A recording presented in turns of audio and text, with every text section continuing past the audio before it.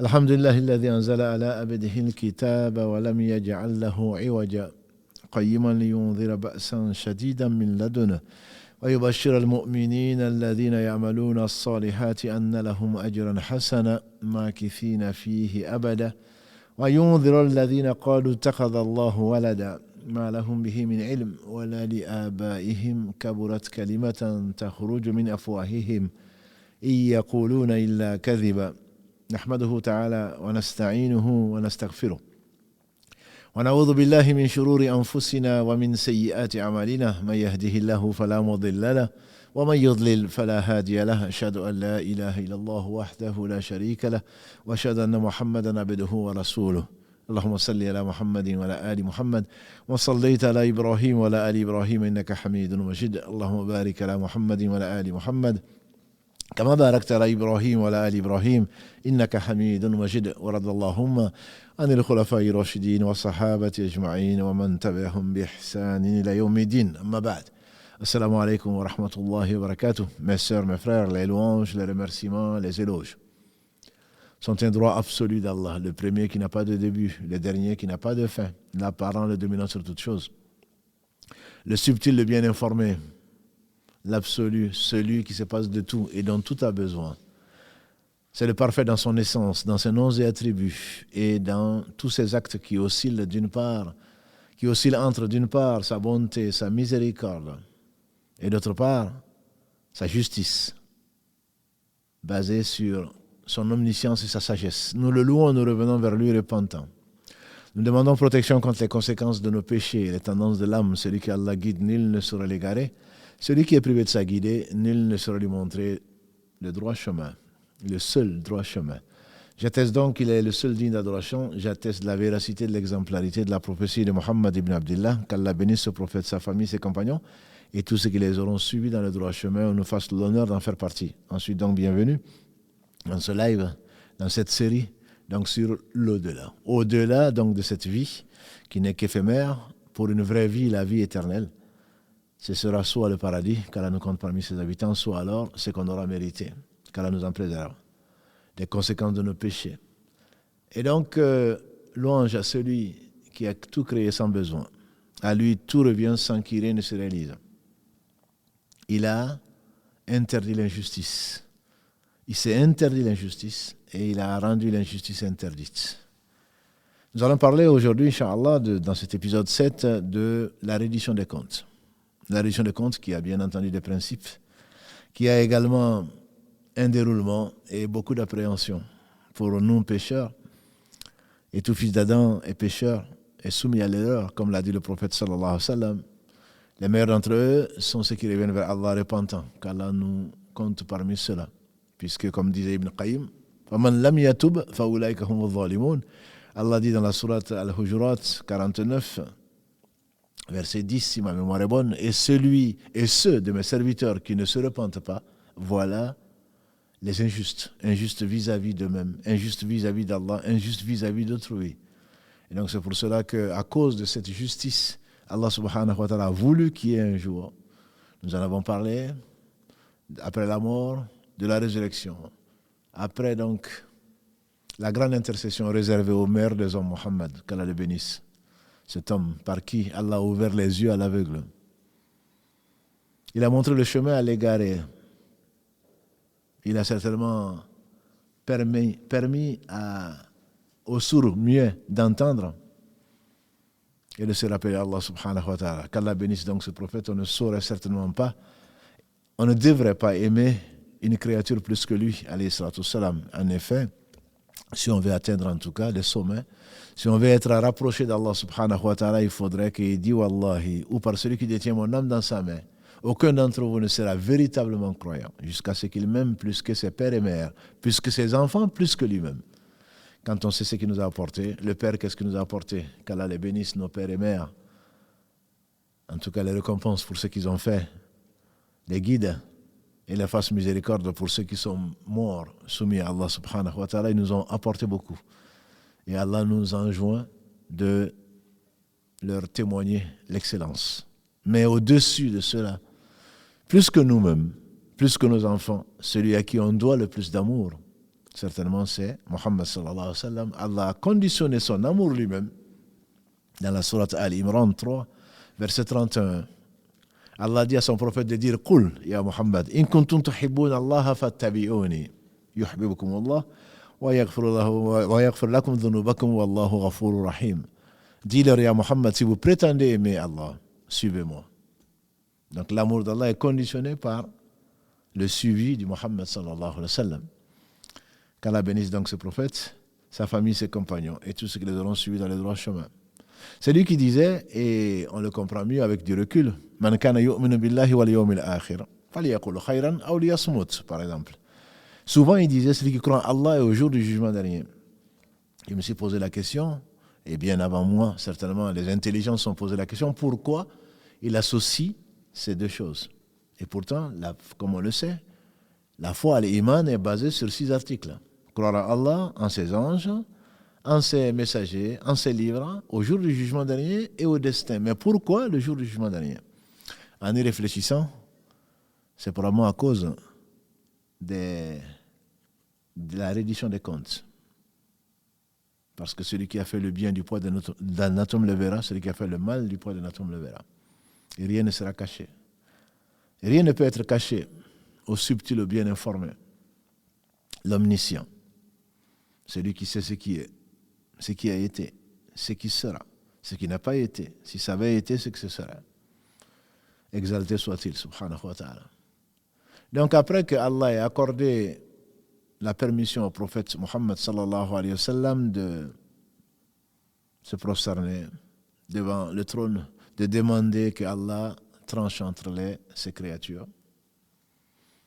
Allah lui dira, c'est sur cela qu'on avait fini l'épisode 6, relève la tête, ya Muhammad, tu seras exaucé, demande et on va te combler. Et il va demander à Allah de trancher les différends. Et Allah lui permettra de faire entrer une partie de sa communauté par la porte de droite, ceux qui n'auront aucun châtiment, parce qu'ils n'auront aucun compte. Qu'Allah nous compte parmi ceux-là, ceux-là ils seront vraiment à l'abri de la grande frayeur ce jour-là, le jour où l'homme comparaîtra devant son Seigneur, le Seigneur des mondes. Allah yadhunnu ulaika annahum mab'uthun li yawmin 'azim yawma yaqumu an-nasu li rabbil alamin. Allah parle des fraudeurs, et ce ne sont pas seulement ceux qui fraudent avec les impôts ou autre chose, des fraudeurs. Il y en a beaucoup dans cette communauté. Ceux-là ne savent-ils pas qu'ils vont comparaître un jour énorme, un jour immense, yawmun 'azim. C'est quel jour? Yawma yaqumu an-nasu li rabbil alamin, le jour où les gens comparaîtront devant le Seigneur des mondes. Il n'y aura d'intercession que par sa permission, pour qui il voudra. Et donc ce jour, Allah subhanahu wa ta'ala va trancher tous les différends. Al-Hisab, c'est, en arabe, c'est les comptes. C'est également le calcul. Quand on parle Hisab al-Falaki, on parle du calcul astronomique. C'est le dénombrement. La racine donc de Hisab, Ha-Sin Ba, c'est le dénombrement. Les Arabes appellent ça, mais dans la religion, c'est le fait de comparaître devant Allah et qu'il montre les actes bons ou mauvais. Et c'est pour ça qu'on parle de reddition des comptes. Et si ce se fera un jour, et tout le monde est concerné. Tout le monde est concerné, sauf cette poignée de 70 000 multipliée par 70, comme l'a dit le prophète sallallahu alayhi wa sallam, par la miséricorde d'Allah. Hormis cela, tout le monde va rendre des comptes. Et alors, ces comptes sont bien entendu de différentes façons, comme on le verra, Inch'Allah. Chaque peuple, chaque personne rendra compte en dehors de cela. Et il y a différents types de comptes. Le prophète, alayhi salatu salam, un jour meilleur qu'aujourd'hui, notre mère Aïcha, qu'Allah l'agrée, dans ce qui a été rapporté dans le Musnad de l'imam Ahmad, qu'Allah lui fasse miséricorde, le 4e des 4, fondateur de Madahib, d'école jurisprudentielle. Ahmad a rapporté que notre mère Aïcha disait que le prophète sallallahu alayhi wa sallam disait: Oh Allah, accorde-moi un décompte ou une reddition des comptes facile. une reddition de compte facile. Elle lui dit, Ya Rasulallah, sallallahu alayhi wa sallam, c'est quoi un décompte indulgent? Il a dit, alayhi salatu wassalam, c'est le fait que Allah appelle son serviteur, il voit ce qu'il a fait, et ensuite on lui en tient pas rigueur. On lui en tient pas rigueur. Donc il y a ce décompte-là qui est indulgent. Mais à côté de cela, dans la sourate Inshiqaq, qu'on traduit par la déchirure, la sourate numéro 84, Allah dit فَأَمَّا مَنْ أُوتِيَ كِتَابَهُ بِيَمِينِهِ فَسَوْفَ يُحَاسَبُ حِسَابًا يَسِيرًا وَيَنْقَلِبُ إِلَى أَهْلِهِ مَسْرُورًا. Celui qui aura un compte ou un décompte ou un jugement indulgent, qui recevra donc le livre de ses actions, ses actes, on verra Inch'Allah le livre, et dans le décompte sera facile, il recevra le livre de la main droite et il retournera heureux auprès de sa famille. Et le prophète sallam a pourtant dit à Aïcha, notre mère, dans un hadith authentique rapporté par les deux meilleures références en matière de hadith, je veux dire l'imam al-Bukhari et Muslim, car leur fasse miséricorde, le prophète sallam a dit, celui dont le compte est détaillé sera châtié. Celui dont le compte est détaillé sera châtié. Et notre mère Aïcha, une savante de cette communauté, a dit au prophète sallam, mais comment se fait-il? Pourtant, dans le livre d'Allah, dans Inshiqaq, donc surat 84, le verset 8, Allah dit فَأَمَّا مَنْ أُوتِيَ كِتَابَهُ بِيَمِينِهِ فَسَوْفَ يُحَاسَبُ حِسَابًا يَسِيرًا. Celui qui reçoit le livre de la main droite, son décompte sera indulgent. Son jugement sera indulgent. Il a dit à Aïcha, cela veut dire celui à qui c'est le arad, c'est le fait qu'on expose. Et cela me rappelle le hadith d'Ibn Omar, qu'Allah l'agrée. Un jour, quelqu'un a demandé qui est-ce qui a entendu parler de la najwa. La najwa, c'est l'entretien confidentiel. Il a dit, moi, j'ai entendu le prophète sallallahu alayhi wa sallam dire, Allah va appeler le croyant, son serviteur croyant. Il va mettre entre lui et les autres. On a vu la semaine dernière que la terre sur laquelle les gens seront jugés, elle sera plate. Il n'y aura aucune nivellation. Tout le monde peut voir tout le monde et entendre tout le monde. Et ce sera facile à Allah. Comme tout lui est facile. Tout lui a été toujours facile. Et donc Allah va appeler son serviteur croyant. Il va mettre entre lui et les autres un voile. Les gens ne le verront pas, les gens ne vont pas l'entendre. Mon serviteur, tu as fait tel péché, et tel péché, et je t'ai pourtant accordé tel et tel bienfait. Le serviteur n'aura pas d'autre chose à dire que oui Seigneur, Allah va lui exposer. Son livre sera là et tout ce qui a été fait sera inscrit. Les anges l'ont fait. Kiramun katibin.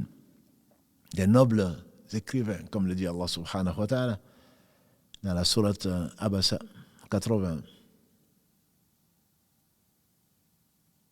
Et ils savent ce que vous faites. Ma yalfidu min qawlin illa ladayhi raqibun atid. Allah dit dans la sourate Qaf 50, il n'y a pas une parole qui est prononcée sans qu'il y ait un écrivain qui le note. Le livre sera donc là et exposer tout ce qu'on a fait. Il n'y manquera rien. La preuve, c'est que ceux qui auront un jugement pas indulgent, dans la sourate Al-Kahf, la sourate 18, la caverne que vous lisez tous les vendredis, parce que le prophète sallam nous a conseillé de le faire parce que ça illumine ta semaine. Le verset 49, Allah dit, quand les injustes verront, ils vont dire, quand ils verront ce livre, Ma li hadha al-kitab, la yughadiru saghiratan wa la kabiratan illa ahsaha. Fawajadu ma amilu hadira wa la yadlimu rabbuka ahada. Les injustes diront, mais qu'est-ce qu'il a ce livre à n'omettre ni petite action, ni grande. Et Allah dit, ils trouveront ce qu'ils ont fait. Et ton Seigneur n'est pas injuste. Il ne prime personne. Et donc, le prophète sallam a dit, à propos de ce verset 8 de la sourate 84, Ya Aïcha, ça c'est indulgent, Allah va donc cacher aux autres les péchés de son serviteur. Il va le lui rappeler. Et c'est bien fait. Il va le reconnaître. Et quand il pense qu'il va être châtié, il va lui dire, je t'ai caché ces péchés dans le bas monde. Aujourd'hui, je te les pardonne. Aujourd'hui, je te les pardonne. C'est le miséricordieux. C'est le grand pardonneur. C'est le miséricordieux, en effet, bien qu'on parle d'un jour terrible, comme Allah l'appelle. Yawmun azim, un jour énorme, un jour immense, un jour terrible. Mais il est le miséricordieux. Le prophète, alayhi salatu salam, n'a-t-il pas dit qu'il a Allah, le premier, qui n'a pas de début, il a partagé sa miséricorde en 100 parties. Il a fait descendre une seule partie depuis qu'il a créé. De ce centième procède toute miséricorde qui existe sur terre. Même le fait qu'une jument, quand elle met bas, elle lève le pied pour ne pas écraser son poulain. L'amour entre nous ou la miséricorde entre nous dépend également de celle-là, mais pas seulement au XXe siècle ou au XXIe siècle. Depuis qu'Allah a créé jusqu'à la fin des temps, ça ne représente qu'un centième de la miséricorde d'Allah. Il a gardé les 99 centièmes pour nous pardonner. Pour pardonner à celui qui est venu repentant vers lui. Donc, Hisaban Yassiro, un jugement indulgent, c'est le fait juste de te montrer. Et Allah ne dit-il pas dans la sourate Zalzala 99, versets 7 à 8, Faman ya'mal mithqala dharratin khayran yara, c'est comme ça que les savants l'expliquent. Celui qui a fait le bien du poids d'un atome le verra, wa man ya'mal mithqala dharratin sharran yara, et celui qui a fait le mal du poids d'un atome le verra. Donc on dit, quand le jugement est indulgent, Allah te l'expose juste. Bien entendu, ça c'est par rapport à les droits d'Allah, tes négligences. On dit que le prophète, alayhi salam, quand il sortait des toilettes, comme vous le savez, c'était un homme. Il nous a montré même comment se nettoyer. Quand il sortait des toilettes, il disait plutôt, Ghufaranak, ta miséricorde Seigneur, ton pardon Seigneur. On dit parce que il demande pardon à Allah de n'avoir pas pu le mentionner pendant ces moments-là, puisque dans les toilettes ou les endroits réservés à ça, on n'a pas mentionné le nom d'Allah subhanahu wa ta'ala. Il demandait plus de 70 fois par jour dans une version, celle de Bukhari, dans celle de Muslim, 100 fois par jour, demander pardon à Allah, à cause de l'imperfection de l'homme, y compris des prophètes, alayhim salatu wassalam. Que dire alors de nous? Donc tout ce qui concerne Allah, nos négligences, nos péchés vis-à-vis de lui, on ne saurait jamais le remercier, jamais faire sa louange comme il l'a fait lui-même et comme il le mérite. Tout ce qu'il a fait nous a donné comme bienfait. Nous avons déjà vu, donc cette sourate, si vous en souvenez, 102, Takathur, où le prophète sallam est sorti un jour meilleur qu'aujourd'hui, avec Abu Bakr et Omar, et Abu Huraira qui raconte ce hadith, dit qu'il attendait quelqu'un pour aller le faire manger parce qu'il avait faim, et quand ils ont été chez un Ansar qu'ils n'ont pas trouvé, mais qui est revenu tellement heureux, et on peut imaginer sa joie, tellement heureux d'avoir les meilleurs hôtes sur la terre, le prophète d'Allah, sallallahu alayhi wa sallam, le meilleur des hommes après les prophètes, Abu Bakr, et celui qui le suit, Omar. Il a dit, je suis le plus comblé. Il a donc demandé de sacrifier une brebis, et le prophète, alayhi salatu salam, qui a été envoyé comme miséricorde pour les univers, ne lui a-t-il pas demandé, vérifie si elle n'est pas grosse. Si elle ne porte pas en elle un agneau, auquel cas, en voulant sacrifier une bête, tu vas en sacrifier 2. Tu vas prendre la vie de 2. Qu'Allah bénisse ce prophète qui a été si calomnié injustement. Une miséricorde pour les univers, pas que pour les musulmans, pas que pour les hommes, pour les univers, a dit Allah subhanahu wa ma arsalnaka illa rahmatan lil alamin, sallallahu alayhi wa sallam. Et le prophète alayhi sallam, quand il a mangé, c'est qu'il aimait bien, on a vu la semaine dernière, l'épaule de l'agneau. Quand il a mangé, il est sorti, il a dit, Ya Abu Bakr, on est sorti le ventre vide, on rentre chez nous le ventre plein. Et sur cela, on sera interrogé. Même les prophètes seront interrogés, puisqu'ils demandaient sur leur mission. Et qu'est-ce que leur peuple leur a répondu? Nuh, alayhi salam, Allah va l'interroger. Il y a Nuh, Noé, premier messager. faisant partie des 5 plus grands messagers que la terre a portés, qu'Allah le bénisse.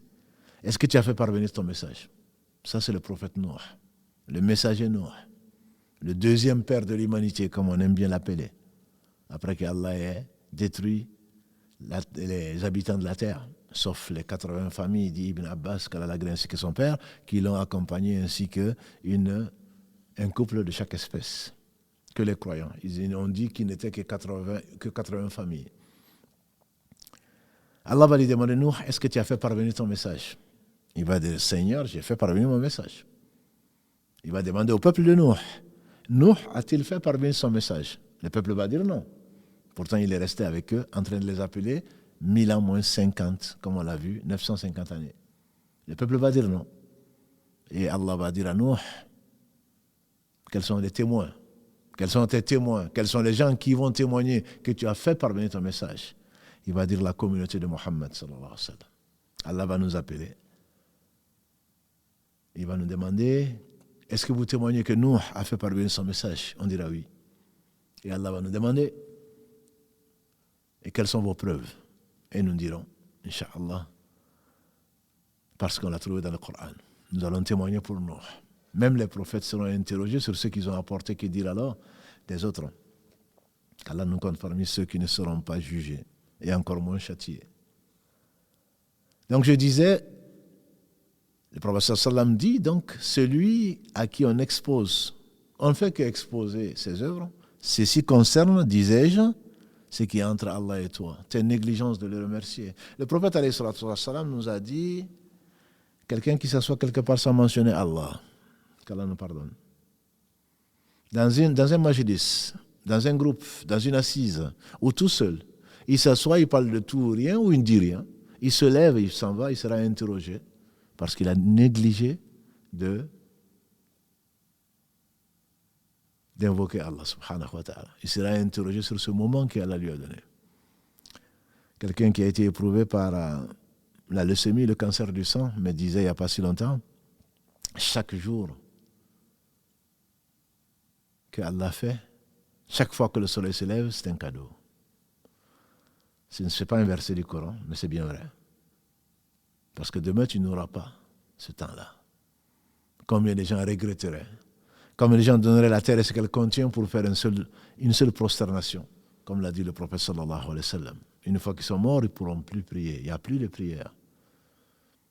Donc profite, disait Ibn Omar Kalalagré, quand tu es au matin, n'attends pas le soir. Quand tu es au soir, n'attends pas le matin. Prends sur ta vie pour quand tu seras mort et sur ta santé pour quand tu seras malade. Donc celui-là recevra là, bien que les livres sont peut-être nombreux, celui-là recevra, grâce à la miséricorde d'Allah subhanahu wa ta'ala, qu'il a réservé le pardon d'Allah. Il recevra son livre de la main droite. Et mes frères et sœurs, la première communauté qui va être jugée sera la communauté de Mohammed sallallahu alayhi wa sallam. Le prophète alayhi salatu wa sallam, il a dit, nous qui sommes arrivés en dernier en tant que communauté, puisqu'il n'y a pas de prophète après lui, nous serons les premiers à être jugés. On prie Allah de compter parmi cette minorité qui ne sera pas jugée. Mais la communauté sera jugée. Hadith rapporté par les deux, Al-Bukhari et Muslim, qu'Allah leur fasse miséricorde. La première chose sur laquelle l'homme sera interrogé, la première chose, ce sera la prière. Le prophète alayhi salatu salam a dit, la première chose sur laquelle l'homme sera interrogé, ce sera la prière. Allah va dire aux anges, regardez le livre de la prière de mon serviteur. Regardez le livre de la prière de mon serviteur. Si la prière est complète, en groupe, Allah multiplie cela par 25 ou 27, et il ajoute à qui il veut, sauf si tu es à Médine, c'est multiplié par encore 1000 par rapport à une autre mosquée. À la Mecque, c'est 100 000. Et Allah accorde ce qu'il veut à qui il veut.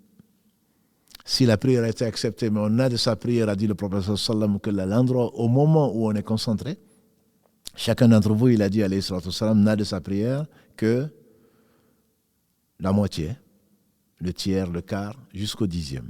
Parce que c'est seulement là où tu es concentré, qu'Allah nous pardonne. On fait des prières administratives. Pourquoi on commence par la prière? Une des sagesses, c'est que Allah dit, comme vous le savez, surat Al-Ankabut 29, verset 45, on l'a souvent cité, Inna salata tanha anil fahsha'i wal munkar. La prière empêche des choses blâmables et des turpitudes. Si tu as vraiment prié, ton comportement doit être exemplaire. Alors, Allah dit aux anges, si la prière est complète, j'accepte tous les actes de mon serviteur. Tous les actes. Pourquoi? Parce que sa prière, il a vraiment prié. Il a entretenu ce lien entre son Seigneur et lui, et entre la mécréance et la foi, dit le prophète sallam, c'est entre la foi plutôt et la mécréance, entre l'homme et la mécréance, c'est abandonner la prière. At-tark bayna rajul wal kufr, al-farq, la différence, la distance, ce qui distingue, la distinction entre l'homme et la mécréance, c'est tark salah, comme il a dit alayhi salatu wassalam. C'est l'abandon de la prière. Et donc si par malheur, tes prières n'ont pas été complètes, et il y en aura, comme je dis souvent, en France, et malheureusement, je crains que ce ne soit pas mieux ailleurs, 70% des musulmans de France avouent ne pas prier. Et quant aux 30 autres, Allah seul sait si c'est la prière en gros, combien nous sommes concentrés, qu'est-ce qu'on a gagné de la prière, Allah seul sait.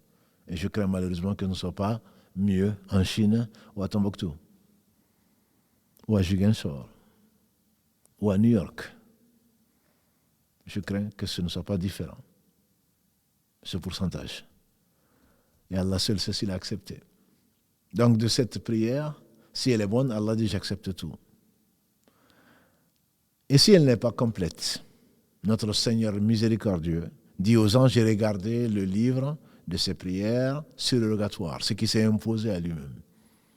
Les 2 rak'ahs avant le Fajr, si on appelle Fajr la première prière obligatoire du matin, ou on l'appelle Subh, donc ce sera le Fajr. Le witr, que faisait le prophète sallallahu alayhi wa sallam, que ce soit en voyage ou sédentaire. Les 2 ou 4 rak'ahs avant le Dohr, 2 ou 4 rak'ahs après le Dohr, les 2 rak'ahs après le Maghrib, les 2 rak'ahs après l'Aïcha, et lui il en faisait 11 ou 13, d'après notre mère Aïcha, qu'elle a d'agré. On regarde cela, et ne me demandez pas combien c'était beau, combien c'était long. Allah dit, prenez ce qu'il faisait comme prière surrogatoire et rajoutez-le aux prières obligatoires. Si grâce à Allah, par sa miséricorde, le compte est bon, c'est le cas de le dire, Allah accepte tout ce que tu as fait et tu ne seras donc pas, ton jugement s'arrêtera là. Et on te donnera ton livre de la main droite. Allah aura pardonné, couvert, mieux encore. Notre Seigneur, il est généreux. Si on le connaît, on l'aime. Le prophète, alayhi salatu wassalam, dit, Allah va appeler le serviteur. Entre lui et le reste du monde, il va mettre un voile. Et Allah va exposer ce que le serviteur a fait comme péché. Il va les reconnaître. Et quand il va reconnaître tous ses péchés, et quand il va penser maintenant qu'il est perdu, alors Allah dira, pour chaque péché que tu as fait, je t'accorde une bonne action. Et c'est à ça peut-être que fait allusion Allah subhanahu wa ta'ala dans la sourate Al-Furqan, sourate 25. Yubadilullahu sayyatihim hasanat. Allah change leur péché en celui qui revient repentant vers Allah. Les péchés qu'il a fait, Allah le transforme en bonnes actions. Éventuellement celui qui est revenu vers Allah, qui s'est reconverti ou autre, Allah sait où mettre son épreuve. Et ce pécheur, non seulement il n'a pas été châtié, mais en plus de ça, pour chaque péché, il a eu des bonnes actions. Vous savez ce qu'il va dire à Allah? Ce n'est pas pour le remercier. Il va dire à Allah, mais il y a des péchés que je ne vois pas. Il y a des péchés que je ne vois pas. L'homme, il est vraiment avide. Allah te préserve de son châtiment, des conséquences de tes péchés, et après tu revendiques néanmoins. Il dit qu'il y a des péchés que je ne vois pas. Et j'imagine le prophète sallallahu alayhi wa sallam en train de sourire, c'est le meilleur des hommes, et c'était le plus souriant des hommes sallallahu alayhi wa sallam, même si c'était une affaire qui est grave. Ça c'est donc le jugement indulgent. Le jugement indulgent. Et quand on continue, on prend le verset 9 de la sourate 84, Inshiqaq. وأما من أوتي كتابه وراء ظهري فسوف يدعو ثبورا ويصلى سعيرا إنه كان في أهله مسرورا إنه ظن أن لن يحور بلى إن ربه كان به بصيرا. Les versets qui suivent donc, dans la sourate Inshiqaq, Allah dit, celui qui reçoit son livre de la main gauche et derrière son dos, le voilà perdu. Il n'avait pas préparé ses comptes. Il ne s'attendait pas à ce jour. Et son séjour sera, il tombera dans l'enfer 40 ans plus tard. Parce qu'on va détailler si la prière n'a pas été complète, si les nawafil ont été rajoutés et ça n'a pas suffi, alors, comme l'a dit le prophète sallallahu alayhi wa sallam, la personne sera châtiée. Parce qu'Allah est juste. C'est le premier principe et peut-être le plus important. Sa justice est basée sur quoi? Sur son omniscience, il sait absolument tout. Et sur sa sagesse. En effet, comment imaginer que Allah subhanahu wa ta'ala, sa miséricorde, ait envoyé des livres et envoyé des messagers, alayhim salatu salam, porteurs de messages, et ordonné des choses, et interdit des choses, et que finalement, il n'y a pas de jugement. Allah dit à la fin de la sourate Al-Mu'minun 23, versets 116 et 117, أَفَحَسِبْتُمْ أَنَّمَا خَلَقْنَاكُمْ أَبَثًا وَأَنَّكُمْ إِلَيْنَا لَا تُرْجَعُونَ 116. Pensez-vous qu'on vous a créé comme ça en vain et que vous n'allez pas revenir à nous? Dans la sourate 88, Al-Ghashiyah, Allah dit Inna alayna iyabahum, thumma inna alayna hisabahum. C'est les deux derniers versets, 25 et 26 de la sourate 88, Al-Ghashiyah. Certes, à nous, ils vont revenir et ensuite on va les juger. Celui qui nie le jugement, il sera jugé, mais certainement il recevra son livre de la main gauche, qui va contenir tout ce qu'il a fait. Et donc il y a deux catégories. Après ce jugement indulgent, il y a le jugement sévère. Parmi les jugements sévères, dans les jugements sévères, il y a deux catégories. Un jugement qui envoie directement en enfer puisqu'il n'y a pas de bonnes actions. Celui qui n'a pas cru en Allah, ou en ses anges, ou à un de ses versets, ou à un seul des prophètes. Kaddabat Thamoud al-Mursalun. Al-Mursalun. Les Thamoud, les Had, le peuple de Lut, le peuple de Nuh, ils ont démenti pas seulement leurs prophètes, Hud, ou Saleh, ou Nuh. Non, ils ont démenti tous les prophètes. Celui qui ne croit pas à un seul prophète a mécru à tous les prophètes. Celui qui ne croit pas à une partie du Coran a démenti la parole d'Allah entièrement. Donc ceux-là, ils ont associé à Allah leur passion ou autre chose. Ceux-là, ils n'ont pas de bonnes actions. Ceux-là ne seront même pas jugés. On va juste leur exposer ce qu'ils ont fait. Et ils seront témoins. Ils seront témoins eux-mêmes. Comme Allah le dit dans la sourate A'raf 7, verset 37, Allah dit, ils vont témoigner eux-mêmes que c'était eux les injustes. Ce jour, il y aura des témoins. On ne peut pas mentir.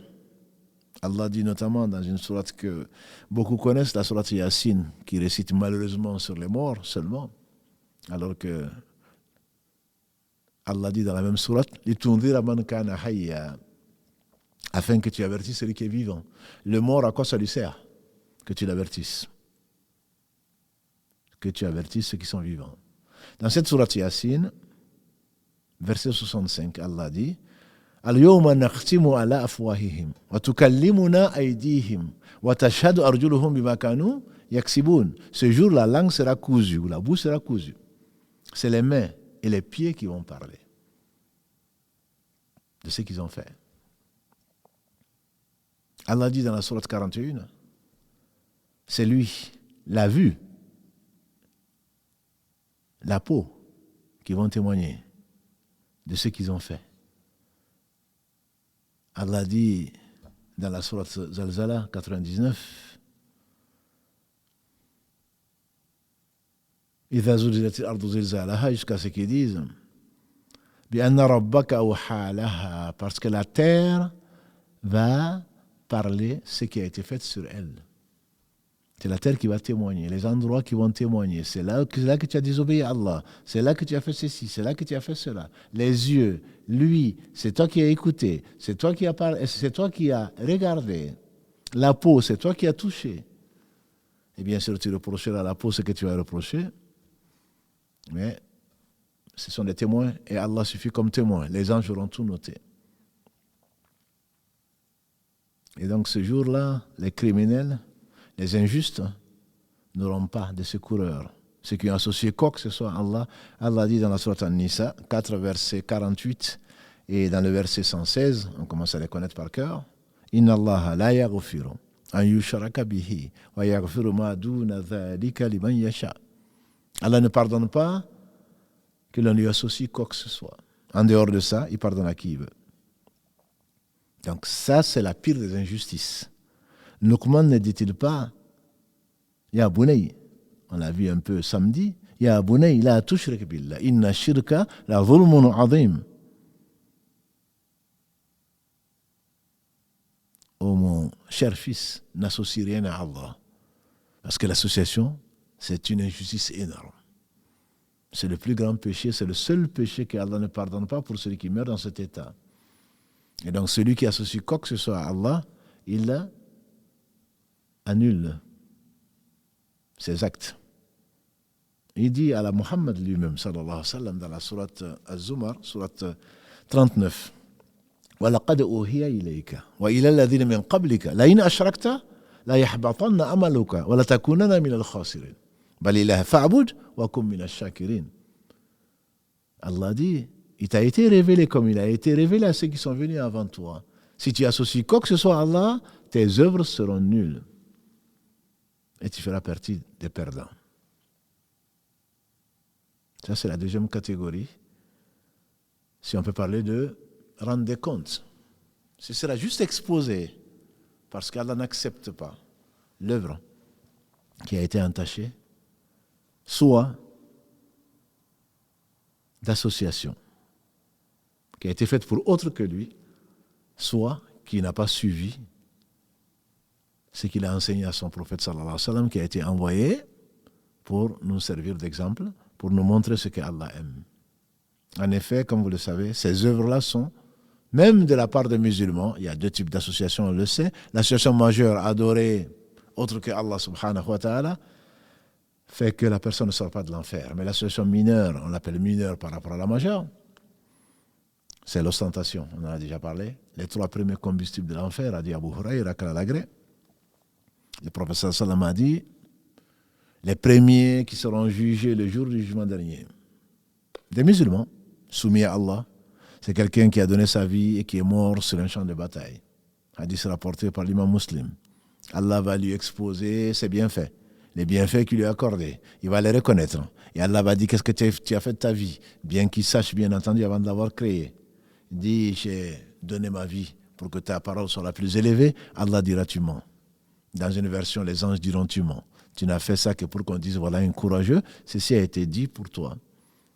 Traînez-le sur la face et jetez-le dans l'enfer. La deuxième personne qui viendra ensuite, dans cette version de Muslim, c'est quelqu'un qui a appris le Coran par cœur. Donc un musulman. Allah va lui exposer ses bienfaits. Il va les reconnaître. Allah va lui demander qu'est-ce qu'il a fait. Il dit, tu as descendu un livre merveilleux. Je l'ai récité, de nuit comme de jour. Je l'ai enseigné. Allah dira, tu mens. Les gens diront, tu mens. Tu n'as fait ça que pour qu'on dise, voilà quelqu'un qui connaissait le Coran par cœur. Prenez-le, traînez-le sur la face et jetez-le dans l'enfer. Et le troisième qui viendra, troisième combustible parmi les combustibles de l'enfer qu'Allah nous en préserve, c'est-à-dire 999 sur 1000 des fils d'Adam. Le troisième qui va être jeté dans l'enfer pour donner l'exemple, Allah va lui demander, qu'est-ce que tu, après lui avoir exposé ses bienfaits, et tout bienfait vient de lui. On a dit dans la sourate 16, verset 53, Allah dit, وَمَا بِكُم مِّن نِعْمَةٍ فَمِنَ اللَّهِ. Tout bienfait qui vous arrive, ça vient d'Allah. Et nous n'en doutons pas. Les bienfaits de la foi, de l'islam, de la santé, de la subsistance, de la joie, de tout. Ça vient d'Allah. Et ce troisième, Allah va lui demander, bien qu'il sache, qu'est-ce que tu as fait des bienfaits que je t'ai accordés? Il dira, Seigneur, tu m'as accordé beaucoup de biens matériels. J'ai dépensé. Il n'y a pas de porte de biens que tu aimes que j'ai laissé sans dépenser pour toi. Allah dira, tu mens. Tu as fait ça pour qu'on dise, voilà quelqu'un de généreux. Ça a été dit dans le bas monde, aujourd'hui tu n'auras que l'enfer. On le traînera sur la face et on le jettera dans l'enfer. Ça, ce sont les 3 premiers combustibles de l'enfer et ensuite, on va continuer avec les autres. Ce sont des musulmans. Je ne dis pas qu'ils resteront dans l'enfer, ça on verra chez Allah plus tard et différentes formes d'intercession, mais ils ne vont quand même pas échapper à l'enfer, qu'Allah nous en préserve. Ça, ils l'ont fait, ils ont fait du mal à eux-mêmes parce qu'ils ont associé à Allah qui dit « Je suis celui qui se passe le plus d'associés ».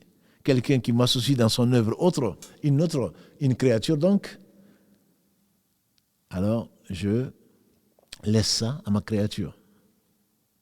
Et le prophète sallam disait, ce que je crains le plus pour vous, c'est la petite association, l'association mineure. On dit qu'est-ce que c'est? Il dit Ar-Riya, l'ostentation. Au jour du jugement dernier, Allah dira que chacun aille chercher sa récompense auprès de celui pour qui il a fait la chose. Or, ce jour-là, Allah seul pourra récompenser.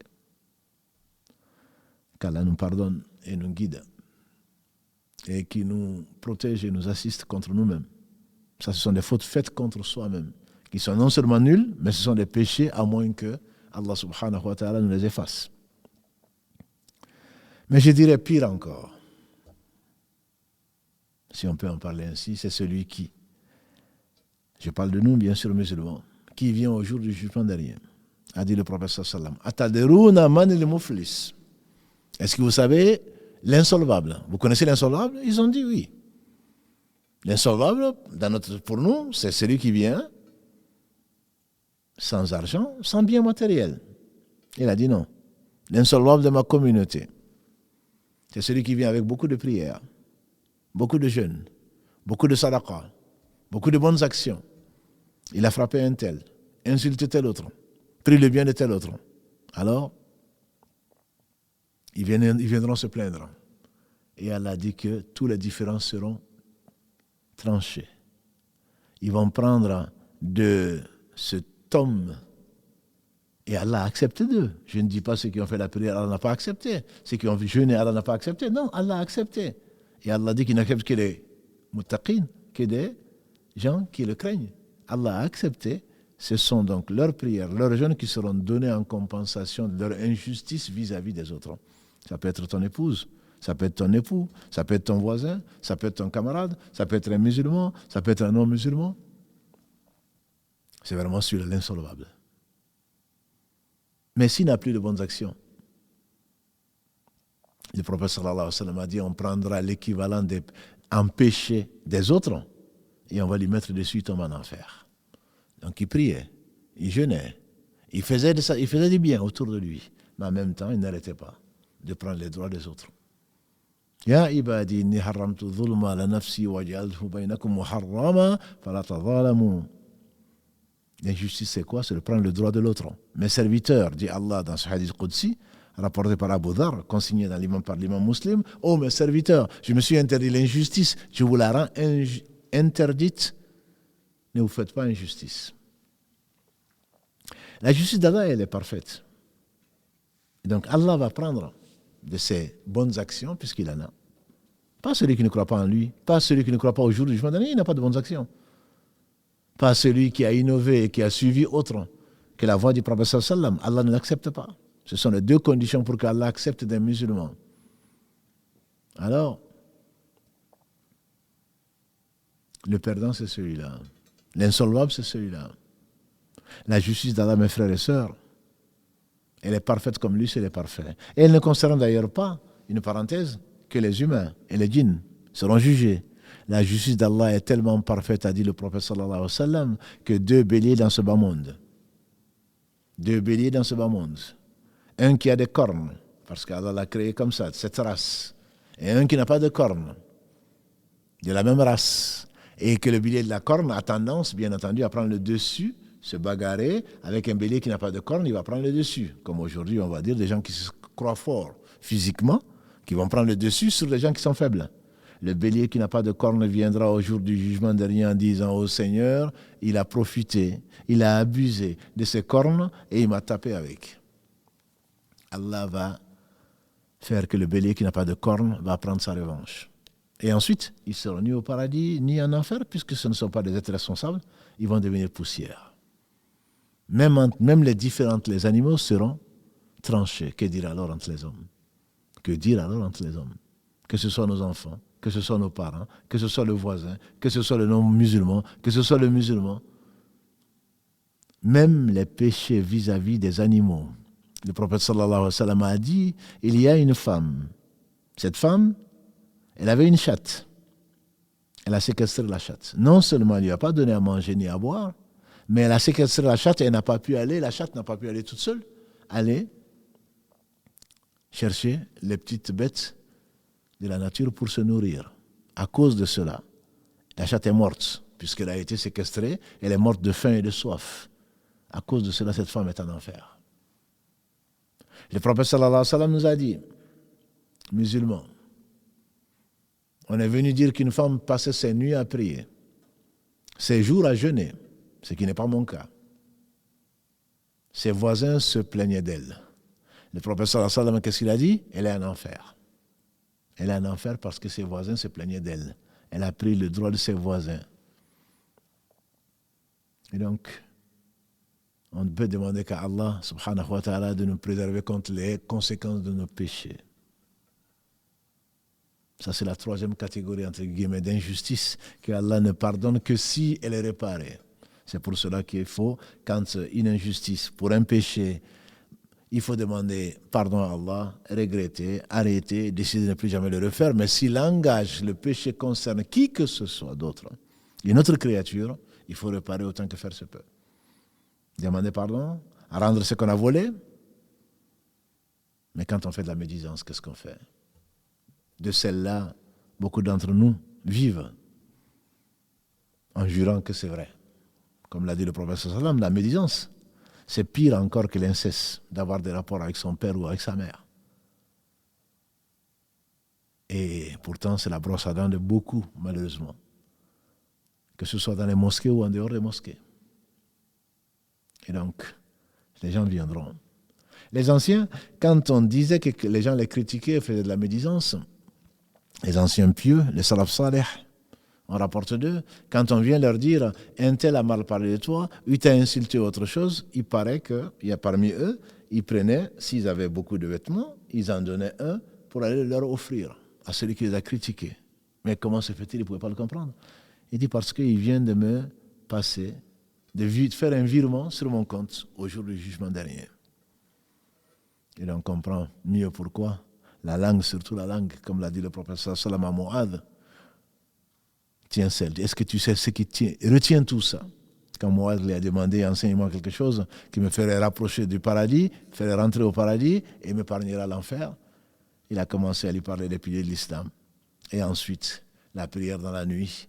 Et ensuite, le djihad. Et ensuite, il lui dit, Ya Mu'adh, est-ce que tu ne veux pas que je te dise ce qui retient tout ça, ce qui soutient tout ça? Il a dit, Bala, ya Rasulallah, bien sûr, au messager d'Allah, il a tenu sa langue, alayhi salatu salam. Il a dit, tiens celle-là.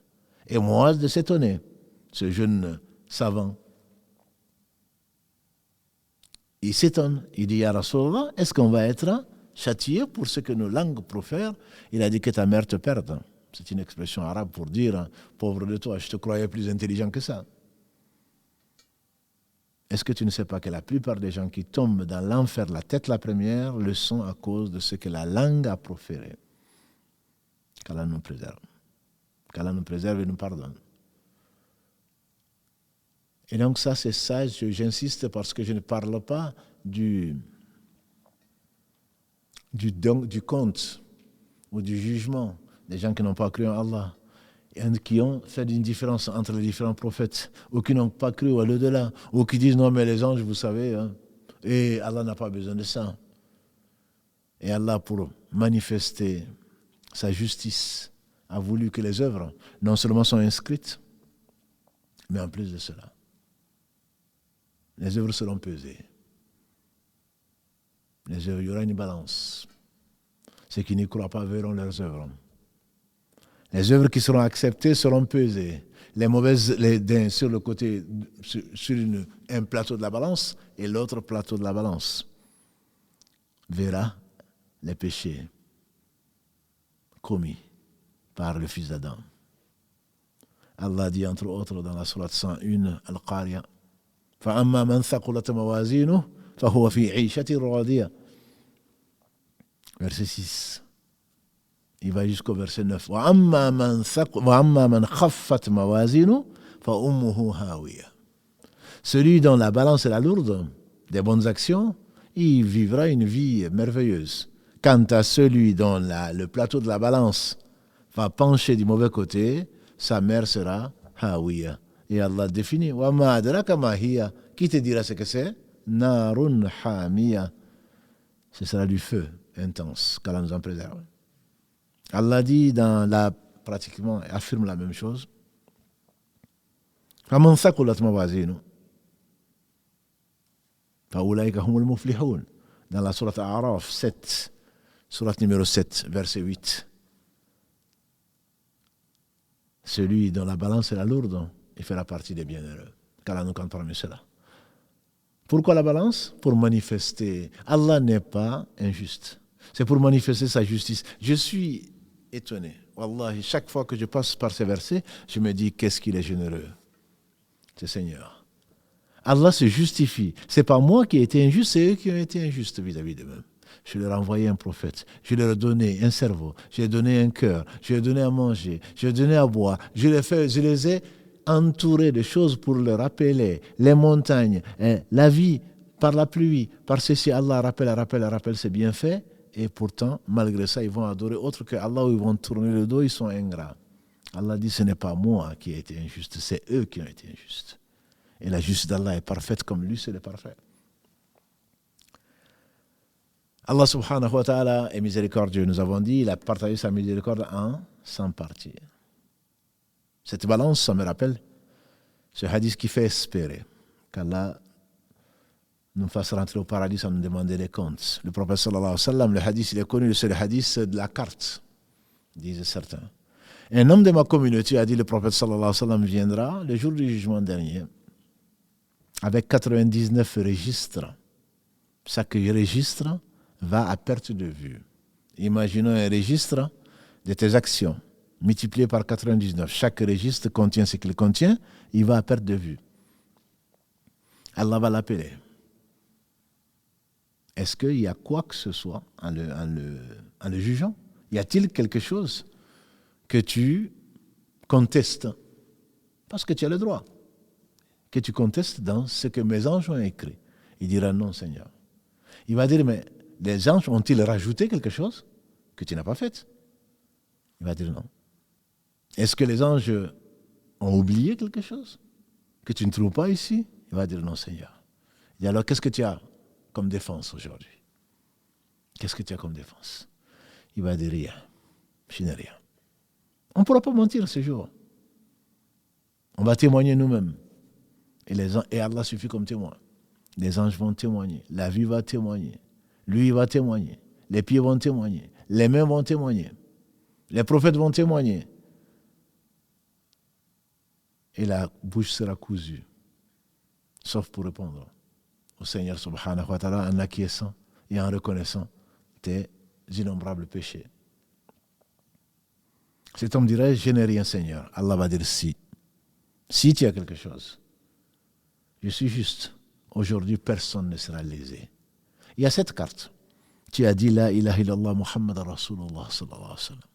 Tu as dit la ilaha illallah Muhammad Rasulullah sallallahu alayhi wa sallam. Tu as dit Allah seul mérite l'adoration et Muhammad est son messager. Il va dire, Seigneur, qu'est-ce que cette carte par rapport à tout ceci? Par rapport à mes péchés à perte de vue, multipliés par 99, Allah va dire, personne ne sera lésé, peser la carte et peser ses péchés. Et on peut imaginer, c'est la carte qui correspond à la ilaha illallah Muhammad Rasulullah qui va l'emporter. Mais bien entendu, ça a des conditions. Comme le disait un savant, toute clé a des dents. Rien qu'une clé que tu tournes, ça va tourner dans le vide. La ilaha illallah comme les perroquets, ce n'est pas ça qui va te sauver, ma soeur. Ce n'est pas ça qui va te sauver, mon frère. La ilaha illallah a des conditions. 8, d'après certains. Mais on ne va pas rentrer aujourd'hui dans ces conditions, ce n'est pas notre propos. Si ça vient sincèrement du cœur, comme l'a dit le prophète sallallahu alayhi wa sallam, celui qui dit la ilaha illallah sincèrement, rentrera au paradis.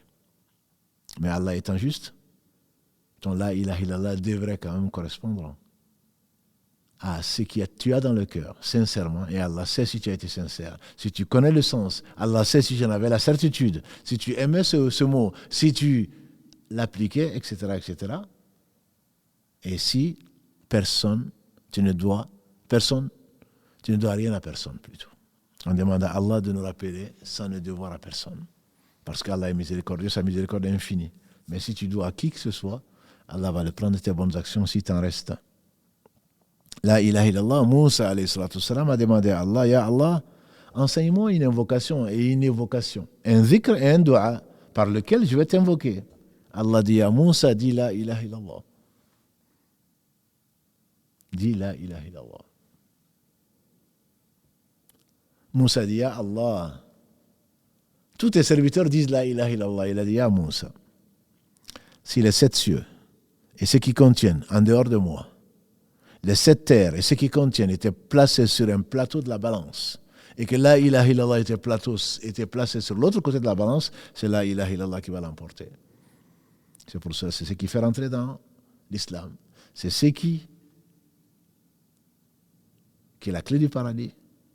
Celui qui meurt en attestant qu'Allah seul mérite l'adoration et que Mohammed est son messager. Et dans une version que Jésus est le verbe d'Allah, le fils de Marie, qu'il a jeté, la parole d'Allah qu'il a jetée au sein de Marie, que l'enfer est une réalité, que le paradis est une réalité, quels que fussent ses péchés, Allah va leur pardonner. Donc il y a l'espoir. Il faut finir sur l'espoir. Il y a l'espoir d'être pardonné par Allah, mais à condition qu'on soit sincère, que l'on arrête et que l'on meure musulman, ce qui n'est garanti pour personne. Le premier acte de différent qui sera tranché entre les fils d'Adam, ce sera le sang. Ceux qui sont entretués. Comme vous le savez, Caïn et Abel, Qabil et Habil, quand l'un a été jaloux de l'autre, Ibn Qayyim disait que c'est l'une des sources de tous les péchés, la jalousie, qui a amené Satan en enfer, parce qu'il a été jaloux d'Adam. Ce fils d'Adam a été jaloux de son frère parce qu'Allah a accepté une aumône qu'il a avancée pour Allah, et Allah n'a pas accepté de lui. Au lieu de demander à Allah d'accepter de lui, de demander pardon à Allah, non, il l'a tué. Et comme l'a dit le prophète sallallahu alayhi wa sallam, toutes les personnes ne meurent injustement sur la terre tuées si cela ne remonte pas jusqu'au premier fils d'Adam, Qabil, qui a tué son frère Habil parce qu'il a donné l'exemple. C'est pour cela que celui qui fait du bien et qui est suivi, comme l'a dit le prophète sallallahu alayhi wa sallam, par d'autres qui font le bien, il a non seulement la récompense, mais la récompense de tous les gens qui vont le suivre. On imagine Muhammad sallallahu alayhi wa sallam, on ne fait rien dans l'adoration d'Allah subhanahu wa ta'ala qui ne nous a pas été enseigné par lui. Je pense aux compagnons du prophète sallallahu alayhi wa sallam qui ont transmis ceci. Ils ont certainement, qu'Allah les bénisse, la balance lourde grâce à Allah. Mais personne ne rentrera au paradis, comme l'a dit le prophète sallallahu alayhi wa sallam, par ses propres œuvres. Même toi, il dit même moi, si ce n'est qu'Allah me fera miséricorde. Quant au malheureux, certainement il va prendre son péché, il va prendre le péché également de ceux qui l'ont suivi, qui l'ont pris comme modèle. Et ils se disputeront en enfer, comme Allah le dit dans plusieurs versets dans la sourate Araf. Allah nous raconte, nous narre leurs disputes. Mais chacun aura sa part. Mais on verra ça, Inch'Allah, une autre fois. Le principe de justice, donc, est ce principe-là. C'est l'une des règles de la reddition des comptes. Un autre principe, c'est que nul ne supportera le fardeau de l'autre, d'une autre personne. Dans l'islam, il n'y a pas de péché originel. Adam a péché par oubli, il a demandé pardon à Allah, Allah lui a pardonné. L'homme ne naît pas avec des péchés dans l'islam. Et quelqu'un ne va pas dire, moi je vais prendre tes péchés, comme on l'entend parfois. Non, non, fais-le, moi je vais prendre tes péchés. Wala taziru waziratun wizra ukhra. Allah est juste. Ce serait injuste. Et loin d'Allah subhanahu wa ta'ala toute forme d'injustice. C'est toi qui l'as fait, c'est moi qui prends? Non. C'est pour cela que le péché n'est pas héritable. Même quelqu'un qui a fait un des plus grands péchés que l'usure, en achetant une maison à crédit et je ne sais quoi d'autre, tu hérites de cette maison, tu n'es pas concerné par le péché. Et quel grand péché! L'usure a 70 et quelques, 73 et quelques branches. Comme l'association Allah le shirk, a dit le prophète sallallahu alayhi wa sallam. La branche la plus basse de l'usure, c'est l'inceste, le fait d'avoir des rapports sexuels avec son père ou avec sa mère. Malgré cela, si tu hérites d'une maison comme ça, tu n'es pas concerné. Voilà, taziru waziratun wizra ukhra, dans plusieurs versets, dont le verset 7 de la sourate Az-Zumar, sourate 39, verset 7. Voilà, taziru waziratun wizra ukhra. Ça, c'est un des principes. Un autre principe, donc, est la miséricorde d'Allah subhanahu wa ta'ala qu'on a vu. Et un principe également, c'est le fait que Allah subhanahu wa ta'ala, la bonne action, il a multiplié par de 10 à 700 fois le miséricordieux. Quant à la mauvaise action, Allah n'est pas injuste. C'est écrit comme une seule mauvaise action. Abdallah ibn Abbas, qu'Allah l'a gré ainsi que son père, il nous a dit que le prophète sallallahu alayhi wa sallam a dit, quand le fils d'Adam décide d'entreprendre une chose, une bonne chose, il l'a fait grâce à Allah, alors Allah dit à ses anges de l'inscrire de 10 à 700 fois, de le récompenser de 10 à 700 fois. S'il ne l'a fait pas, parce qu'il a été empêché, je ne dis pas qu'il a changé d'avis, comme certains peuvent comprendre le hadith. Je voulais faire ça, mais finalement je ne l'ai pas fait. Mais qu'est-ce qui t'a empêché de le faire? Une maladie, un voyage, l'oubli? Peut-être. Mais si tu as décidé de ne pas la faire, tu n'as pas fait une bonne action. Mais il décide de faire une bonne action. Il n'a quand même pas pu la faire. Allah lui demande aux anges de lui inscrire comme une bonne action entière. Mieux encore, il décide de désobéir à Allah, de faire un péché. De faire un péché, grâce à Allah, il revient, il ne veut pas faire ce péché, il renonce au péché, Allah dit aux anges de lui inscrire comme une bonne action entière. Mais si malgré la miséricorde d'Allah, malgré son inspiration, et Allah n'inspire que le meilleur, malgré les rappels, il fait quand même le péché, Allah dit aux anges d'inscrire un seul péché. Et s'il revient vers Allah, grâce à Allah, Allah lui pardonne le péché. Ça, c'est un des principes du jugement et de la miséricorde d'Allah subhanahu wa ta'ala. Celui qui le connaît, il l'aime. Personne, comme on a dit, ne rentrera au paradis à cause par ses œuvres, comme nous l'a enseigné le prophète sallallahu alayhi wa sallam. Donc le jugement et les comptes, c'est ce qui fait réfléchir. Et j'aimerais bien terminer avec ça. C'est pour cela que dans l'éducation des cœurs et des âmes, les savants nous enseignent ce qu'on appelle le muhasaba, qui vient de hisab. C'est la même racine. On le comprend, même sans être arabophone. Le muhasaba, c'est le fait de se demander des comptes soi-même. En fait, il y a Omar ibn Khattab, qu'Allah l'a gré, s'il y avait un inspiré dans la communauté, ce aurait été lui, et il est au paradis.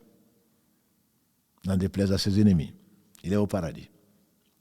Omar ibn Khattab, on lui fait dire Hasibu anfusakum qabla an tuwazanu. Demandez-vous des comptes avant qu'on vous pèse vos actions. La pesée, je ne l'ai pas précisé, il y a la pesée des œuvres, il y a la pesée des registres, il y a la pesée des gens. Ils ne pèseront pas lourd s'ils n'ont pas fait du bien. Allah sait faire les équivalences, bien sûr, celui qui les a établis. Et donc, l'homme doit se demander des comptes avant qu'il ne soit trop tard. C'est ce que disait Omar. Hasibu anfusakum qabla an tuwazanu.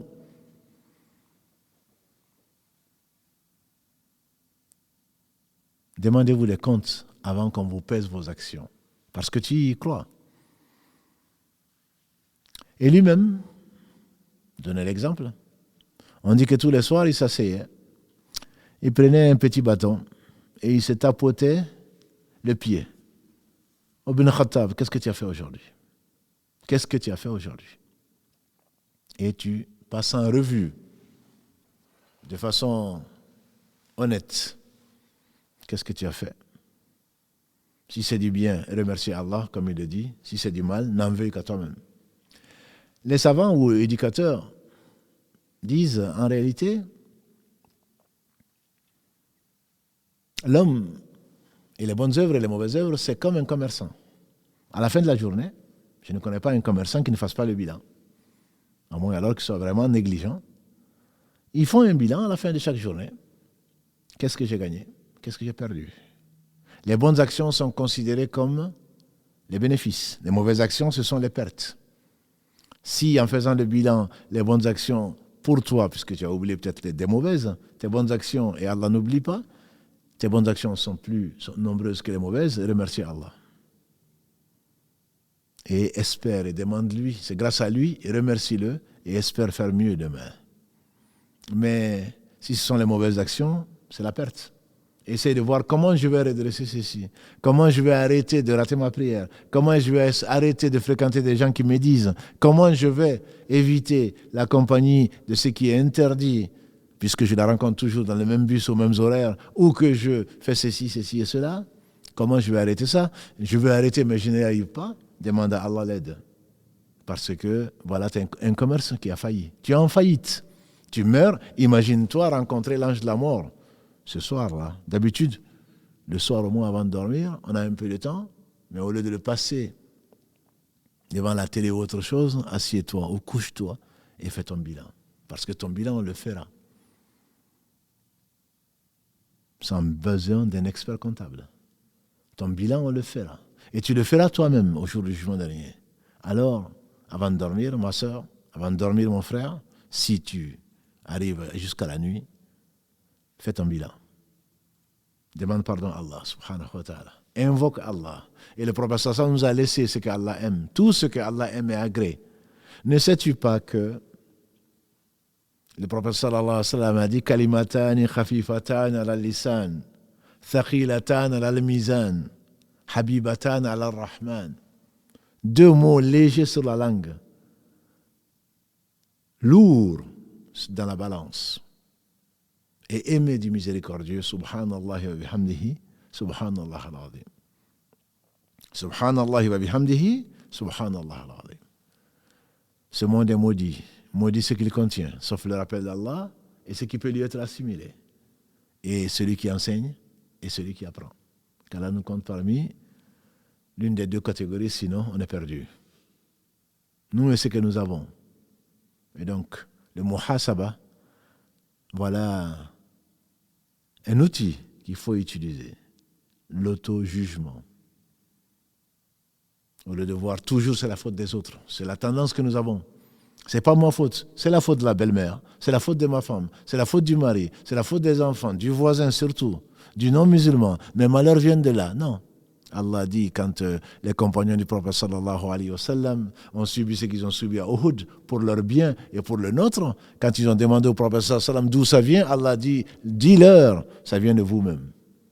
Tout malheur qui vous atteint vient de vous-même. Alors il se peut que tu aies reconnu ces malheurs, ta déficience, ton oubli ou ta persistance dans le péché, que tu reviennes vers Allah repentant. Alors il se peut que demain Allah transforme ceci, si tu as été sincère et grâce à lui, en bonnes actions. Si ce n'est pas le cas, celui qui a fait le bien du poids d'un atome le verra, celui qui a fait le mal du poids d'un atome le verra. On conclut donc cette émission en demandant à Allah subhanahu wa ta'ala ce à quoi je vous invite de prier pour moi en tout cas. Karim et Salim qui sont là, je ne vais pas leur demander, mais je suis sûr qu'ils sont concernés de demander à Allah subhanahu wa ta'ala par sa miséricorde de nous faire rentrer au paradis sans nous demander des comptes. Je vous assure, mes frères et sœurs, ça va être chaud. Ça va être long. Imaginons simplement les 60 minutes, maintenant 70 minutes du live, tout ce que tu as dit, tout ce qui s'est passé, que tu dois rendre compte de chaque minute, ça va être long. Pour chaque minute, tu prendras peut-être combien de temps pour en rendre compte? Et toute ta vie, comment tu vas rendre compte de tout cela? Et comment tu vas justifier les bienfaits d'Allah subhanahu wa ta'ala sur toi? C'est tout simplement impossible. Qu'Allah subhanahu wa ta'ala, on demande le meilleur. On aurait pu lui demander de nous accorder un jugement indulgent. Mais on est ambitieux, comme vous le savez. Moi, j'aime bien les ambitieux. À demander à Allah le firdaus. À demander à Allah d'attendre les autres au paradis, de rentrer par la porte de droite et de ne pas avoir de compte à rendre. Je vous assure, ça va être chaud. Qu'Allah subhanahu wa ta'ala nous accorde cette faveur, sa miséricorde entière, nous couvre dans ce bas monde et nous pardonne dans l'au-delà, ainsi que nos pères et mères et ceux qui nous ont précédés parmi les gens qui ont cru en lui et en ses messagers, qui ont cru au jour du jugement dernier. Et on comprend mieux pourquoi le prophète sallallahu alayhi wa sallam, le meilleur des hommes, disait souvent Man kana yu'minu billahi wal yawmil akhir, celui qui croit en Allah au jour du jugement dernier. En effet, si tu crois au jour du jugement dernier, ma soeur, si tu crois au jour du jugement dernier, mon frère, tu réfléchiras et tu agiras après avoir réfléchi, en sachant que tu vas rendre compte de ce que tu as dit, de ce que tu as fait. Et par conséquent, nos comportements certainement changeront. Mais en dehors de cela, on fera partie des insouciants. Wala takunu, dit Allah dans la sourate Al-Hashr 59. Wala takunu kalladhina nasullah fa ansahum anfusahum ulaika humul fasiqun. Ne soyez pas comme ceux qui ont oublié Allah. Allah a fait qu'ils sont oubliés eux-mêmes. Voilà les pervers. Qu'Allah bénisse Mohammed, sa famille, ses compagnons et tous ceux qui les auront suivis dans le droit chemin et nous fasse l'honneur d'en faire partie.